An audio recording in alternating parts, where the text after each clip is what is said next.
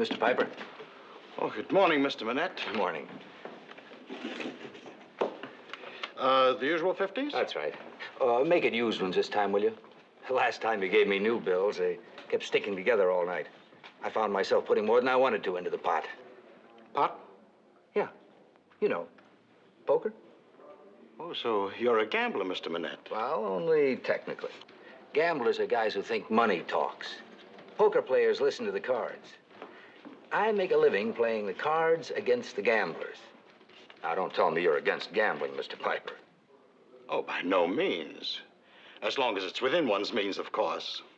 Well, I figure it's the way you're made. With some people, it's sport. You know, like golf or anything else. Me, I got to exercise the old cranium. Pretty strenuous exercise it is, too. You got to train for it like any other exercise.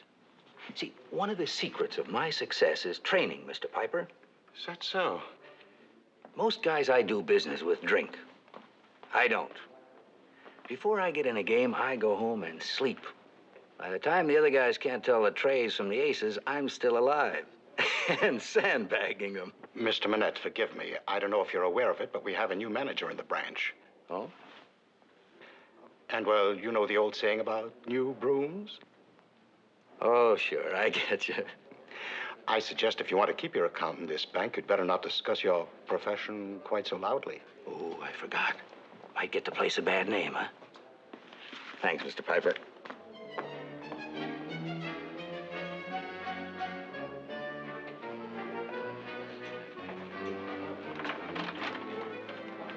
Miss Manners, Oh, yes, Mr. Piper. would you file these, please? Put Yes. them in the vault. This Sure. is the list. Thank you. All set? Let's go. Oh, I can't possibly, Mr. Piper. Mr. Farnsworth just gave me these bonds. I have to file them and return them to the vault. But we'll miss our table. Can't you do it after lunch? Well, I daren't leave them just lying around. Oh, is that all? Oh, Mr. Piper.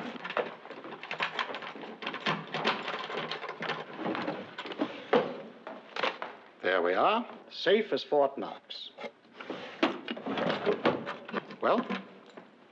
Well, okay.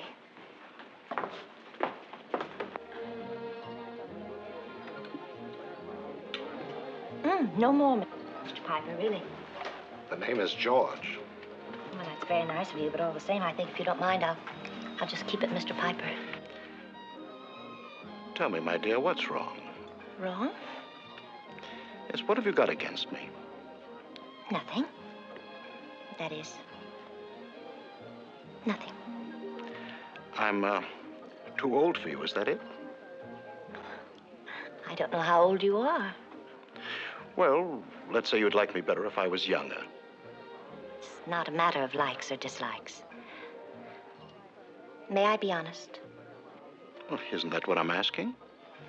Well, a girl has to look out for herself, doesn't she? And not that I listen to gossip, but from what I hear, I'm not the first girl you've asked out from the bank. And if what they say is true, well, it never comes to anything.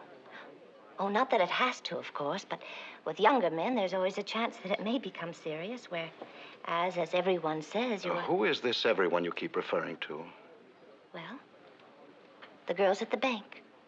Oh, I see. Well, you can't expect them not to talk, can you? Well, as I said, with a younger man, there's always a chance that they may be willing to take a gamble. But when you're older, dear, some... I don't think anyone's ever been able to reproach me with being afraid of a gamble. As a matter of... Well, look who's here. George, your old so-and-so. What are you doing here? This is my brother, Miss Manners, a fellow employee at the bank. Oh, how very nice. Must be quite pleasant having someone as agreeable as you around all day, Miss Manners. Fred. Oh, George, I've been wanting to get a hold of you. I've got a proposition that might interest you. Tell you what, I'll give you a call sometime this evening. Nice meeting you, Miss Manners. Thank you.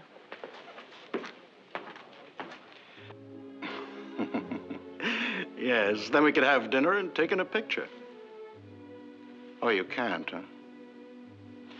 Well, maybe you could stop in for a drink anyway. Just a second, Barbara. Who is it? It's me, Fred. Oh, come on in. You'll have to excuse me, Barbara. I'll call you later. Mm-hmm. Bye, my dear. You certainly live it up. Well, I hope you're not going to be long. I have a date this evening. Most every other evening, hey, Georgie boy? You certainly know how to pick 'em. That was quite a doll you were having lunch with today. May I? What do you want to see me about? George, have you ever thought about what's going to happen to you in a few years' time? You're going to be on the shelf, pensioned off, given the old buzzaroo. And on what? Half your basic? Things aren't going to get any cheaper. You aren't going to stop wanting what you've always had. And what you want isn't going to get cheaper. Food, wine, girls, particularly girls. Pardon my vulgarity, dear boy. No. No, I won't pardon it. You are vulgar, disgustingly vulgar. You think I haven't faced the problem of retirement, of old age? I'd give anything not to have to face it, but don't worry, I'll find a way. That's my boy. That's my Georgie boy. I always said you had it in you. Oh, shut up. No, I mean it. You may not have been in the dough, but you've always lived like you were. And what you've had, they can't take away from you. As for what's to come, well, that's what I want to talk to you about. What you need right now is the kind of investment that'll bring you in that extra bit of cash to make things easier for you when the... Well, okay, put it any way you like, but what you need is additional income. Am I right? Well, boy, I've got the very thing right here. As nice a little proposition as I've ever had to deal with. Now, really, Fred. No, this is solid. Look, I've got the figures right here to prove it.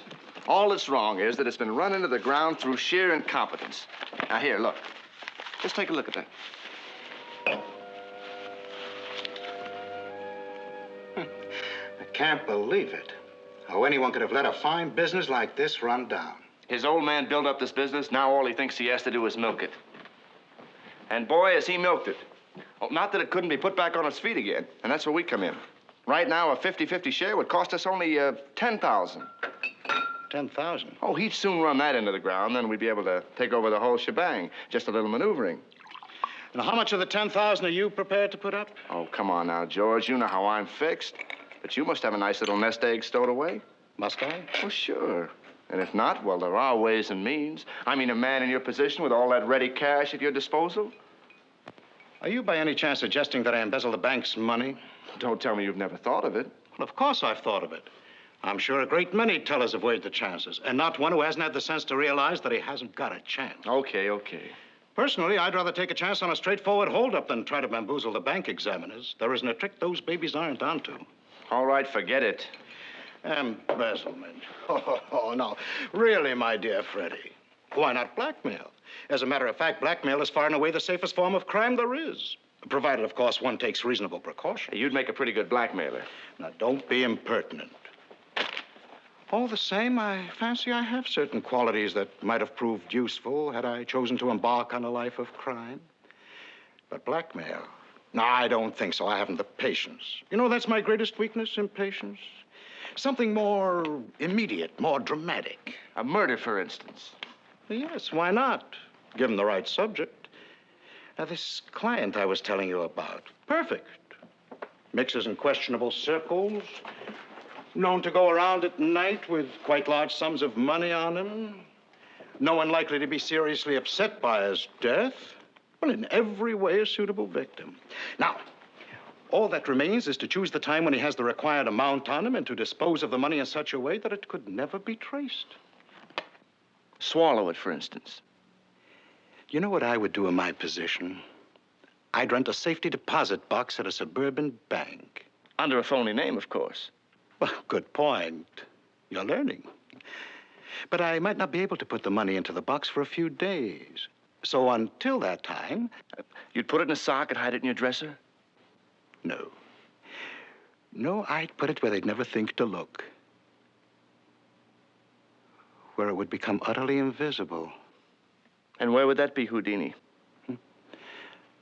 You tell me. Well, I will as soon as it comes off. In the meantime, you don't mind if I look somewhere else for the money, do you? Georgie boy?